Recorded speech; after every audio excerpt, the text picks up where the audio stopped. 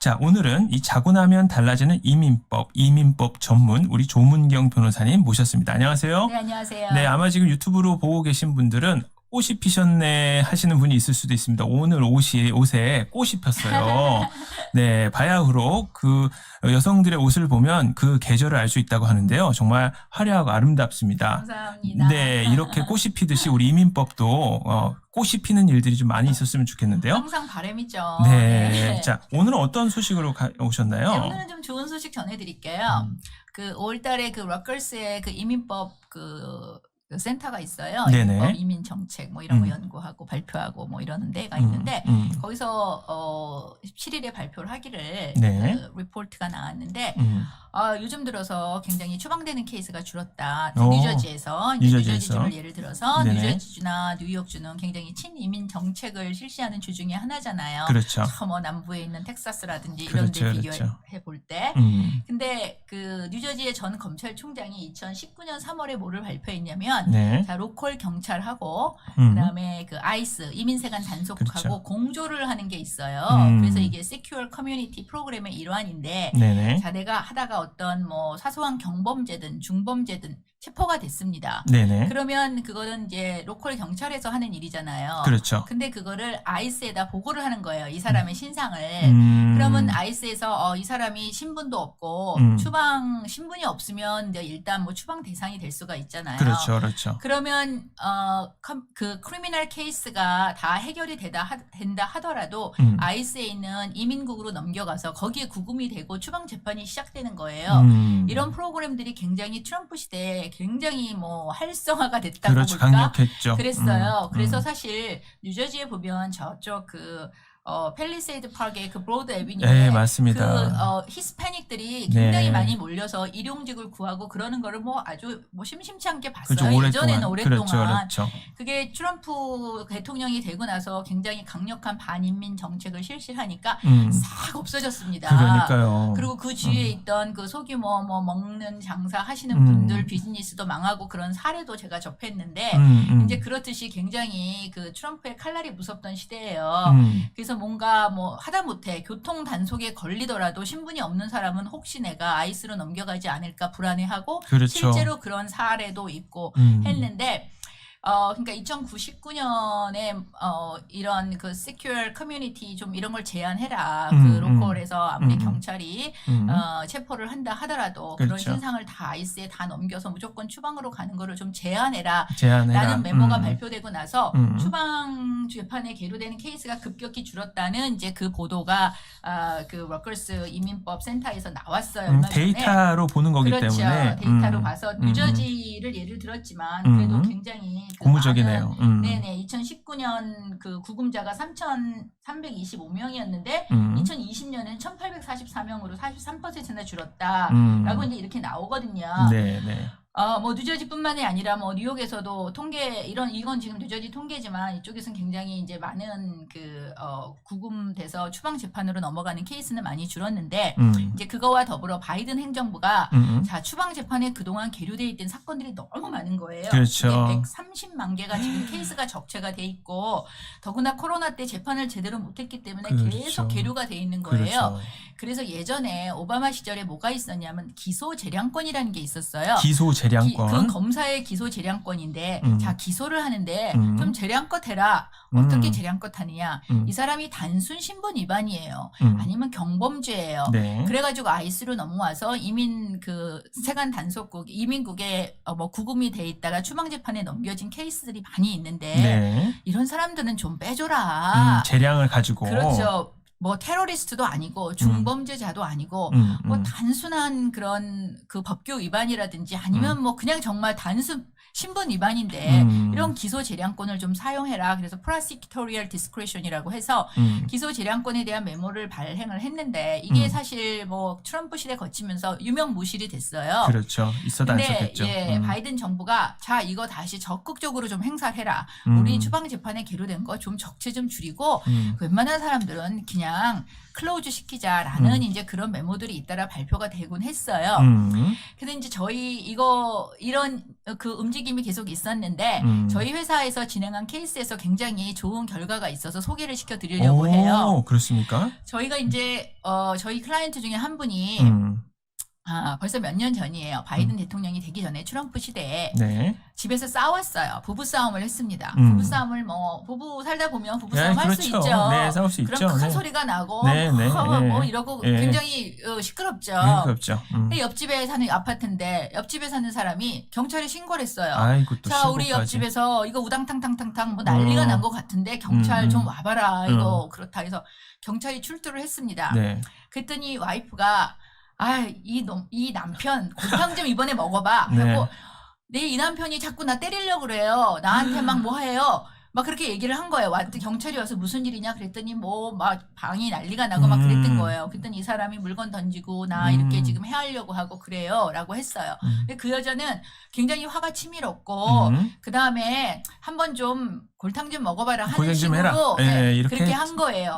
그랬더니 경찰이 잡아갔죠, 남편을. 그렇죠. 이거는 반응이 다르죠. 가정폭력이에요. 그럼요. 그 도메스틱 바이올런스는 굉장히 중대한 범죄예요. 그렇죠. 미국에서. 그렇죠. 그래서 가정폭력으로 입건이 됐습니다. 그래서 잡혀갔는데 여자가 나중에 여자분이 부인이 우리 그냥 단순한 부부 싸움이었어요. 이 사람이 나 때린 것도 아니고 그런 건데 그런 실화입니다. 거예요. 지금 케이스 하셨던 실화입니다. 실화예요. 이 동네에서 있었던. 근데 그 여자분은 어떤 생각을 했냐면 한국식으로 생각을 한 거죠. 한국은요. 이거는 고소 치하를 하면 내가 가서 아니다라고 하면 풀어주게 돼 있어요. 그렇죠. 그거는 특히 이제 부부 간에 또는 아는 사람 간에 뭐 친고죄라고 해서 그런 거는 내가 고소고발 치하하면 그냥 풀어주는 게 원래 법이에요. 미국은 아니에요. 그거는 일단 검찰 쪽으로 넘어가면 아무리 이 사람이 아니다라고 해도 검찰 측에서 조사를 하고 그거를 뭐 치하를 한다거나 자동적으로 이렇게 되는 게 아닌데 그렇죠. 이 여자분은 그냥 너무 화가 치밀어서 한번 너 잡혀갔냐 와봐 고생해봐 이런 식으로 했는데 나중에 그게 아니라고 해도 안 먹힌 거죠. 그래갖고 이분이 결국은 이제 형사 재판을 했는데 디스미스가 됐어요. 왜냐면 별거 아니었거든요. 실제로 뭐 폭력 행사한 것도 아니고 그냥. 그랬는데 아이스가 잡아갔습니다. 왜냐면은 이쪽으로 이제 형사 쪽에서 재판이 이제 되고 하니까 아이스에 보고가 된 거죠. 근데 이분들이 이제 서류 미비자로 살고 있었어요. 서류 미비자로 오래 살았는데. 그래서 아이스로 넘어가서 그 이민 구금 센터에 또 디텐션이 됐어요. 그러고선 추방 재판에 계류가 됐습니다. 그래서 찾아오셨어요. 어쩌면 좋으냐고. 근데 이제 추방 재판에 일단 계류가 되면 재판이 진행되면서 뭔가 구제책이 없으면 내가 자진 출국을 한다든가 아니면 뭐 추방 명령을 받는다든가 그럴 수밖에 없거든요. 내가 뭔가 추방이 면제되는 사유를 제출해야 되는데 예를 들면 내 시민권자 아이가 21살이 넘어서 나를 부모로 초청할 수 있어요. 또는 내 배우자가 시민권자예요. 또는 내가 뭐 영주권 진행을 하고 있는데 내가 자격이 돼서 곧 영주권을 받게 돼요. 또는 내가 뭐 미국에 오래 살고 또 내 직계 가족이 굉장한 극심한 어려움이 있으면 추방 취소 신청을 할 수도 있고 여러 가지 그런 구제책이 있는데 그게 없으면 결국은 추방이 되는 거거든요. 그렇죠. 그래서 이분은 그런 마땅한 게 없으셨어요.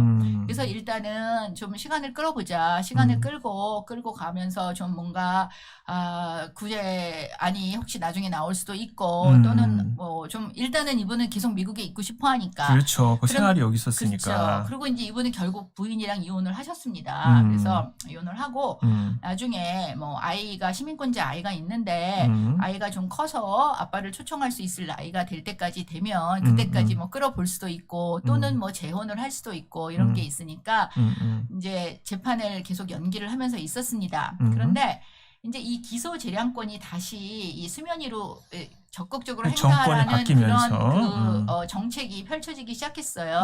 그래서 저희가 그 법원에 뭐를 제출을 했냐면 이제 이분이 기소 재량권을 좀 행사를 하게 해달라. 왜냐하면 이 사람은 그동안의 그 사건이 굉장히 결국은 디스미스된 크리미널 케이스도 아니잖아요. 그런 걸로 그렇죠. 해서 그 이민국에 잡혀가서 추방 소송에 기류가 된 것인데 그러니까 기소 재량권 행사를 요청을 할 때는 굉장히 좋은 그 그러니까 그렇죠. 팩터, 예, 뭐 좋은 명분을 요소들. 그렇죠. 그다음에 부정적인 요소들을 비교를 해서 굉장히 긍정적인 요소가 많으니까 이 사람을 추방 재판을 종결시켜 달라라는 그런 요청을 하는 거거든요. 그러니까 이분 같은 경우는 미국에서 오래 살았고 그다음에 미국에서 열심히 뭐 비록 신분이 없었지만 경제 활동을 했기 때문에 그런 없고, 뭐 그렇죠. 예, 사회 경제에 기여도 하고 착하게 살았다. 단지 그 사건으로 인해서 본의 아니게 이렇게 됐고 그다음에 여기서 시민권자 아이 키우면서 성실하게 사는 사람이다. 그리고 그 외에 뭐 사회에 해가 되는 뭐 그런 그 행위 같은 건 전혀 없고 그렇기 때문에 좀 기소 재량권을 행사를 해서 이 재판을 좀 종결시켜 달라라고 요청을 했어요.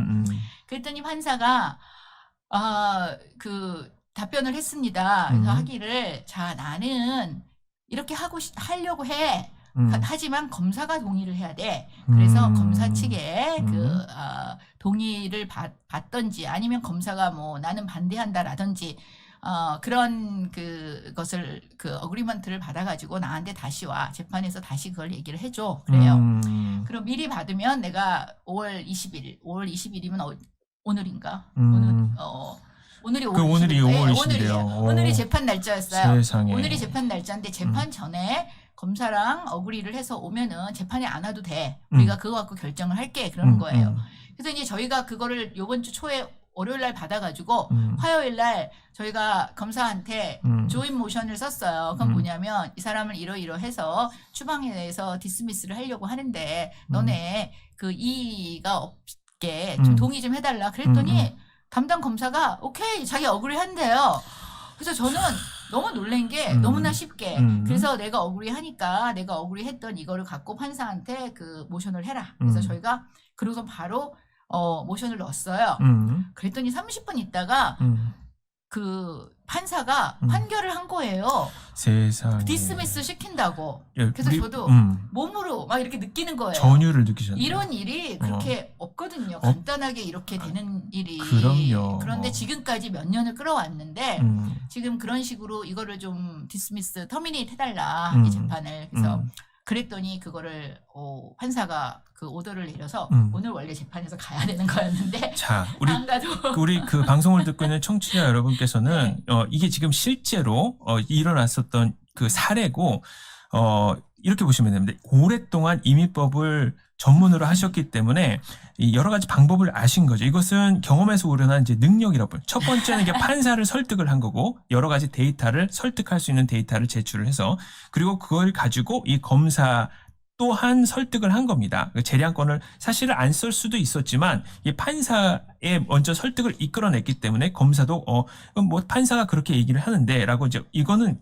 이 조문경 변호사님과 그 팀의 오롯한 그 실력에서 나온 일이기 때문에 이것은 뭐 단지 이렇게 띄워드리려는 얘기가 아니라 바로 오늘 5월 20일이 재판이 있었는데 이거를 디스미스 시켰고 이런 일들이 사실은 그 경험이 축적이 되지 않으면 못할 일인데 이게 이제 일어났습니다. 이건 정말 박수를 드려야 되고 이런 유사한 분들도 정말 이게 연락을 취해서 상담을 좀 받아보셔야 될 것 같아요. 그래서 저희가 지금 이제 추방 재판에 계류되어 있는 케이스들이 꽤 있어요. 네네. 그런데 이제 하나하나 이런 식으로 요즘은 잘 풀리는 케이스 저번에 이제 김경주 씨 시간에도 소개를 한 케이스가 하나 굉장히 눈물 나는 사연이 하나 있었는데 그렇죠. 그런 식으로 누구나 다 영주권 받으면 좋아하지만 그보다 더 심각한 거는 내가 추방 재판에 계류돼서 언제 그 쫓겨갈지 모르는 그런 그 불안과 답답한 마음인데 거기서 그게 해방이 되면 그 기쁨은 이루 말할 수가 없죠. 정말 뭐 당해보지 않으신 분들은 모르시겠지만 그 불안함, 그 신분이 없을 때의 그 불안함을 이루 말할 수가 없지요. 그 모든 것이 정상적인 생활을 할 수가 없고 또 오랫동안 여기 또 살아서 생활의 터전을 마련했는데 갑작스럽게 쫓겨난다는 거는 모든 걸 잃어버리고 갈 수 있는 거기 때문에 이런 문제들이 생기는데 이런 것들이 요즘에 그 변화된 행정부의 그 기조에 맞춰서 또 많은 경험이 축적된 이민법 변호사만이 할 수 있는 일로 결과가 이제 나온 거기 때문에 유사한 분들은 정말 상담을 받아보시는 게 필요할 것 같은데 이런 케이스가 될 때마다 또 보람도 느끼시겠어요. 그럼요. 이제 영주권 받았다고 막 눈물 흘리는 분도 있고 이분은 이제 그래서 전화를 드렸어요. 바로 이제 이분이 퀸즈 사시는데 맨하탄에 있는 이민국의 뭐 에나 리르리라는 그 여자 판사예요. 이제 그분이 딱 그 오더를 저희한테 이메일로 보내준 거예요. 판사의 판결을. 그래서 이제 그걸 가지고 전화를 드렸더니 믿기지가 않는다. 바뀐다는 무슨 말인지 잘 모르겠어요. 처음에 그러시는 거예요. 너무 이제 갑작스럽게 본인이 다 그게 해방이 된 거니까. 그렇죠. 뭐 마음의 준비도 하셨을 거 아니겠어요? 그래서 어떻게 하나 계속해서 뭐 나는 언제 이거 나가게 되나 막 그런 걱정을 몇 년을 지금 그렇죠. 겪고 소가리를. 있으셨는데 네. 그렇게 해결이 됐다니까 좀 믿을 수가 없는데 일단은 그러면 좀 만나서 찬찬히 좀 그걸 설명해 달라고 그렇게 얘기를 하시더라고요. 야, 이건 정말 어메이징한 네. 일입니다. 그러니까 사실은 어떨 때 가끔 이런 뉴스를 보냐면 그 판사도 또 그 어떤 변호사가 어떤 식으로 스탠스를 취하냐에 따라서 오케이가 되기도 하고 안 되는 케이스도 있기 때문에 정말 전략적으로 또 많은 경험과 이런 걸 보면서 만들어가는 이 미국 법은 약간 그런 경우가 있는 것 그런 같아요. 경우가 많고요. 네. 그리고 이제 중요한 거는요. 이분이 이제 처음에 이 사건이 터지게 된 게 부부 싸움이었잖아요. 그렇죠, 그렇죠. 그래서 그렇게 내가 뭔가 그런 서류 미비라든지 비자 신분이 좀 그런 분들은 이런 그 상황을 만들지 마셔야 돼요. 네, 그거를 네, 네. 정말 잘 모르고 한국식으로 생각해서 아무것도 아니라고 생각하는데 그게 이렇게 큰 그 화를 자초했거든요. 그래서 그렇습니다. 이런 거 좀 말씀 드리니까 모르시는 분들은 정말 주의하셔야 될 것 같아요. 남을 화난다고 네. 경찰 부르지 마시고 네, 가정 내에서 절대 안 있는 돼요. 분들은 가정에서 그냥 해결을 하시는 가급적이면 물론 이제 더 그 극단적인 문제가 생길 때는 어쩔 수 없겠지만 네. 그래도 뭔가 이런 식으로 뭐 좀 한번 혼나봐라시고 한국식 마인드는 안 된다. 네. 이렇게 좀 좋은 말씀을 좀 해주셨습니다. 네, 그렇습니다. 오늘 또 그 어떻게 보면은 가장 따끈따끈한 사례 또 가장 있을 수 있는 이야기를 오늘 가지고 오셨는데요.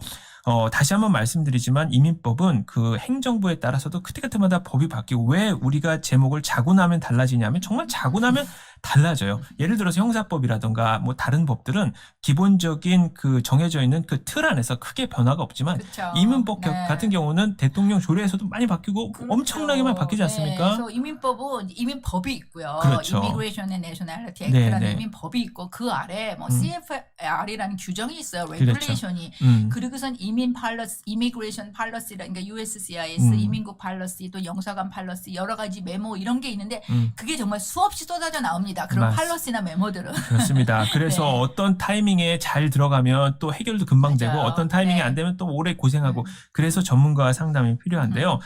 지금 방송을 듣고 또 여러 가지 지금 아마 나도 좀 상담을 해봐야 되겠다라는 분들이 많이 계실 것 같은데 그럼 대표 번호는 어디로 전화를 드리면? 대표 번호는 201-849 201 5000번. 849 5000번. 네, 이 번호는 하나 좀 적어 두셔서 주변에도 이런 유사한 문제가 있을 때는 꼭 전화를 해서 상담을 전문가와 받아보시면 되겠습니다. 자, 오늘도 이 자고 나면 그 바뀌는 이민법 전문 조문경 변호사와 함께 했습니다. 감사합니다. 네, 안녕히 계세요. 네.